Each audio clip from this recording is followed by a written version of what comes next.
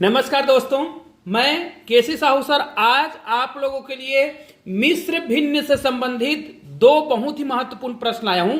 आप देख सकते हैं यहां पर हमें क्या करना है, मिश्र भिन्न को जोड़ना है। लेकिन यदि इसका जो बेसिक कॉन्सेप्ट है यदि उसको आप नहीं जानते हैं तो हो सकता है इसको आप बहुत ही आसानी से न जोड़ पाए।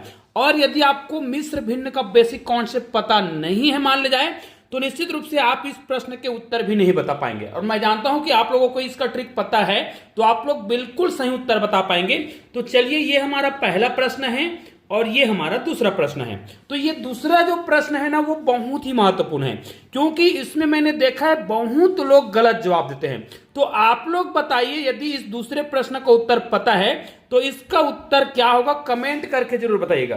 क्योंकि इस प्रकार के प्रश्न को ना मैं अपने कम्युनिटी पोस्ट में जब पोस्ट करता हूं तो 90% जो लोग हैं वो गलत जवाब देते हैं। अब क्यों गलत जवाब देते हैं उसका आंसर इसी वीडियो में मिल जाएगा कि वास्तव में इस प्रकार के जो प्रश्न होते हैं, मिश्र भिन्न के जो प्रश्न होते हैं, उसमें गलती कहां पे होती है। ठीक है, चलिए इन दोनों ही प्रश्नों को हम बहुत ही सरल तरीके से देखेंगे। सबसे पहले मैं आपको यह बता दूं कि यहां पर गलती क्यों करते हैं, इस प्रश्न में गलती कहां पे होती है। इस प्रश्न को तो बताऊंगा ही, इस प्रश्न में गलती कहां पे होती है। तो चलिए आपके सामने ही हम आपको बहुत ही सरल तरीके से हल करके बता रहे हैं कि मिश्र भिन्न का यदि आपको वर्ग निकालना हो और इस प्रकार के प्रश्न हो, मतलब 5 सही 1/2, यहां पर 1/2 हो और इस प्रकार के प्रश्नों का यदि हमें वर्ग निकालना हो तो हम क्या करेंगे। निश्चित रूप से यदि आप हमारे चैनल में नए हैं ना तो चैनल को सब्सक्राइब करके बेल आइकन को प्रेस भी कर दीजिएगा और ऑल को टच भी कर दीजिएगा, ताकि गणित के जो ऐसे बेसिक वाले जो कॉन्सेप्ट होते हैं उसको बहुत सरल तरीके से आप सीख सके। चलिए, इसका अगर मैं वर्ग निकालूं, यदि मुझे इसका कॉन्सेप्ट पता नहीं होता तो इसका उत्तर मैं क्या देता, ध्यान दीजिए, इसका पूरा सही तरीका ही बताऊंगा। तो बच्चे यदि इसका नियम नहीं जानते हैं, मान ले जाइए जो है किसी कंपटीशन एग्जाम में इस प्रकार के प्रश्न आया है और उसको 4 ऑप्शन दिए हैं, तो उस 4 ऑप्शन में वो कौन से ऑप्शन को चयन करेगा। देखिए, अगर एक ऑप्शन दिया हुआ है यहां पर, देखिए 5 पंचे 25 दिया है, ठीक है, और 1/4 दिया है, इस प्रकार ऑप्शन दिया हो तो निश्चित रूप से सब लोग इसी वाले ऑप्शन को क्लिक करके आएंगे। और भी ऑप्शन बहुत सारा दिया हो सकता है, और भी बहुत सारे ऑप्शन दिए होंगे, इस प्रकार के ऑप्शन दिए होंगे। तो एक नजर में ऐसा लगता है कि ये 5 सही 1/2 लिखा है ना, तो 5 पंचे 25 और 1/2 का वर्ग करेंगे तो 1/4। तो लोगों को लगता है कि ये सही है, जबकि मैं आपको बता दूं कि ये बिल्कुल गलत आंसर है। और इसका सही आंसर क्या है और इसका शॉर्ट ट्रिक क्या है, मतलब इसको हम तुरंत कैसे बता पाएंगे, इसको लंबा चौड़ा हल नहीं करना है, इसका उत्तर हम तुरंत कैसे बता पाएंगे, बस प्रश्न को देखें और उत्तर बता देंगे। तो वो भी बताऊंगा, इसका बेसिक कॉन्सेप्ट भी बताऊंगा, सभी को बताऊंगा, बहुत ध्यान से देखिए। लेकिन ये वाला उत्तर तो भैया अभी पहले क्या है, गलत है। ठीक है, क्योंकि बेसिक कॉन्सेप्ट आप सीखोगे ना तो आपको भी समझ आ जाएगा कि इस प्रकार के प्रश्नों का उत्तर कैसे दिया जाता है। चलो इसी प्रश्न को लेते हैं। हमारे पास 5 सही 1/2 है, अगर इसका मुझे वर्ग निकालना है, ठीक है, तो सबसे पहले तो हमें यह समझना है कि ये जो 5 सही 1/2 लिखा है ना, इसका मतलब क्या होता है। ध्यान दीजिएगा, इसका मतलब होता है 5 और यहां पर मैं 1/2 लिख रहा हूं, तो याद रखिए 5 सही 1/2 में इन दोनों के बीच कौन सा चिन्ह है। यदि आपने इसको समझ लिया तो इस प्रश्न को बना लेंगे। अब कई लोग क्या समझते हैं कि 5 सही 1/2 का मतलब यहां पर क्या करते हैं, गुना का चिन्ह समझते हैं, जो कि क्या है, यहां पर गुना का चिन्ह बिल्कुल भी नहीं होता। याद रखिए 5 सही 1/2 का मतलब होता है 5 + 1/2, मतलब 5 सही 1/2 को आप इस रूप में लिखेंगे और यही सही रूप है। क्योंकि आप ये भी जानते हैं अगर 5 सही 1/2 को हम भिन्न के रूप में लिखना चाहें, ठीक है, हालांकि ये मिश्र भिन्न रूप में लिखा है और इसको मैं वास्तविक भिन्न के रूप में लिखना चाहता हूं, तो इसको मैं क्या लिखता हूं, नीचे की संख्या को गुना करते हैं, 5 दूनी 10 और ऊपर की संख्या को जोड़ते हैं, तो 5 दूनी 10 और कितना हो रहा है 11, मतलब ये लिखा है 11/2।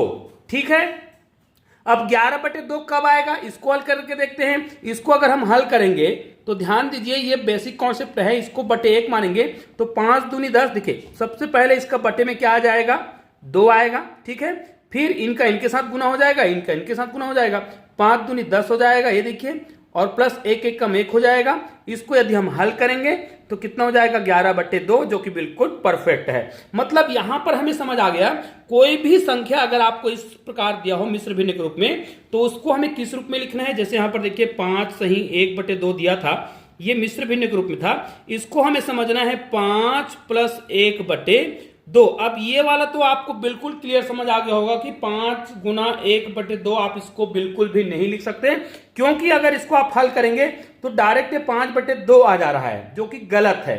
याद रखिए 5 सही 1/2 का मतलब 5 + 1/2 होता है। अब ये बेसिक कॉन्सेप्ट तो आपको समझ आ गया होगा, और अगर ये वाला कॉन्सेप्ट आपको समझ आ गया तो इस प्रश्न को बनाने में कोई परेशानी नहीं होगी। लेकिन अब हमें इसका स्क्वायर निकालना है, इसका स्क्वायर निकालना है। अब आपको समझ आ गया होगा, इसका मैं एकदम चुटकी वाला बताऊंगा, मतलब चुटकियों में उत्तर निकालने का ट्रिक भी बताऊंगा, बस 2 सेकंड में उत्तर बता पाएंगे। तो बेसिक कॉन्सेप्ट इसमें चले जाओ। अब इसका मतलब क्या होता है, a का स्क्वायर, इसका सूत्र तो आप जानते होंगे, a का स्क्वायर + 2ab + b का स्क्वायर। ठीक है, इसको हल करेंगे। अब इस सूत्र का प्रयोग करेंगे तो a का स्क्वायर, a की जगह क्या है 5 है, तो यहां पर हम क्या करेंगे 5 का स्क्वायर करेंगे, मतलब कितना हो जाएगा 25। ठीक है, 5 का स्क्वायर मतलब 25। फिर यहां पर देखिए 2 है, चलो 2 लिख देते हैं। a की जगह कितना है 5 है, हमने 5 लिख दिया, ये इंटू है। यहां पर इंटू b का मतलब क्या है 1/2 है, प्लस b का स्क्वायर मतलब 1/2 का स्क्वायर, और 1/2 का स्क्वायर मतलब यहां पर कितना हो जाएगा, सीधा हम 1/4 लिख देते हैं। देखिए 2 और 2 कट गया। अब 25 में ये 5 जो दिख रहा है वो क्या हो जाएगा, जुड़ जाएगा। तो यहां पर क्या हो जाएगा 30 + 1/4।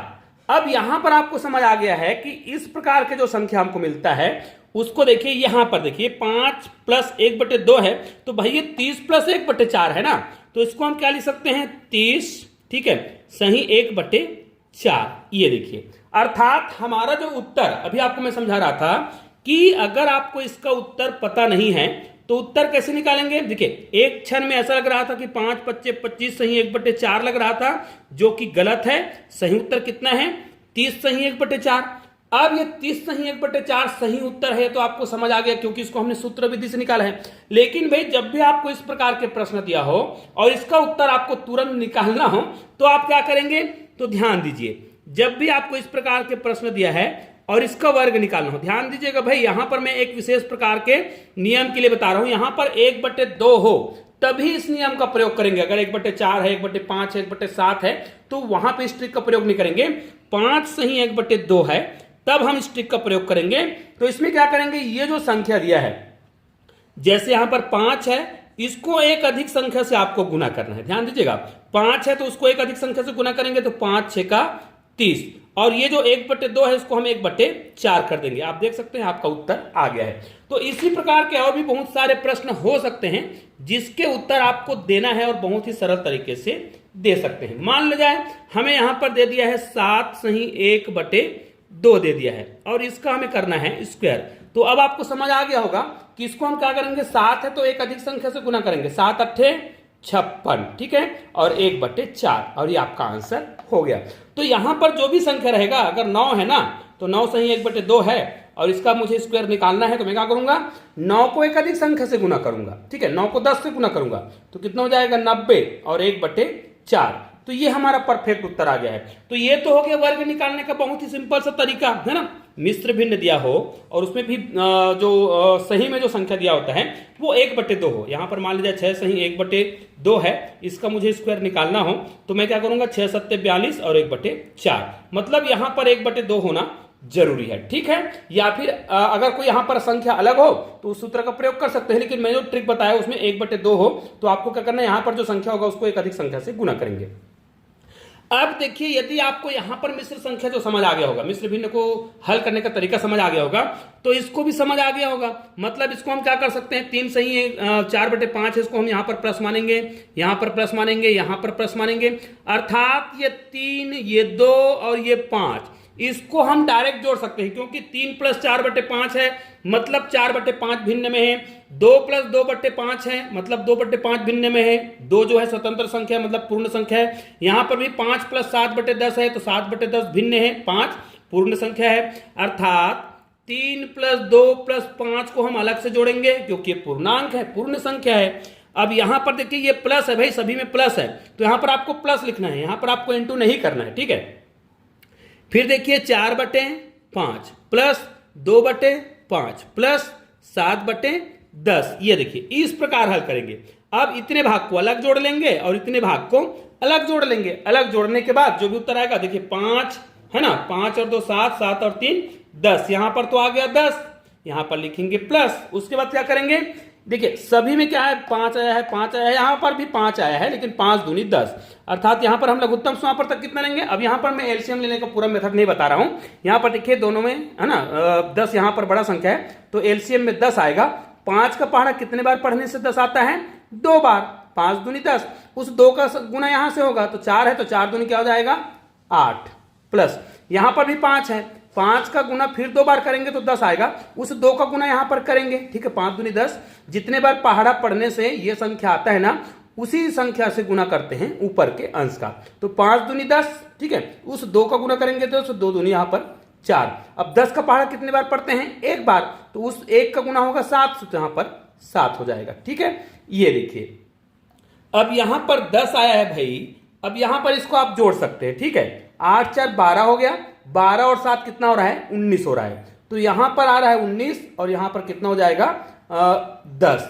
अब इसको आपको क्या करना है, इसमें से देखिए इसको भी आप हल कर सकते हैं, कितने बढ़ जाएगा, 10 एक कम, भाग कितने बढ़ जाएगा, एक बार भाग जाएगा, मतलब एक यहां पे सामने आएगा, ठीक है, तो कितना बच जाएगा, 9 बच जाएगा। मतलब इसको हम इस रूप में लिख सकते हैं 10 प्लस यहां पर कितना हो जाएगा, ध्यान दीजिएगा, 1 सही 9/10, क्योंकि 10 एक कम 10 और 10 में 9 जोड़ेंगे तो 19 हो जाएगा।